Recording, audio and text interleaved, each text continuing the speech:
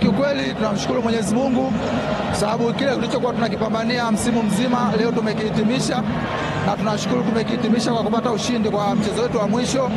Kwa wachezaji wote tuna furaha kwa sababu ilikuwa ni kitu ambacho tunatamani siku ya kama hii tuweze kushinda na tuweze kuchukua ubingwa wa ligi, na najishukuru Mwenyezi Mungu, namshukuru mimi mwenyewe kwa kuweza kufunga goli ile, kwa sababu sijawahi kufunga kwenye mchezo wa dabi.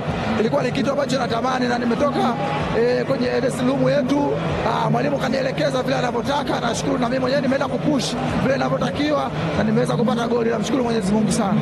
Kiukweli siwezi kusema kitu, lakini bado mimi ni mchezaji wa Yanga, lakini tuseme inshallah kama itatokea opportunity nyingine ya sehemu nyingine, nitaomba kwa uongozi waweze kuniruhusu niweze kwenda mbele zaidi na kukuza kipaji cha nchi, na mimi mwenyewe niweze kukua kimpira pia.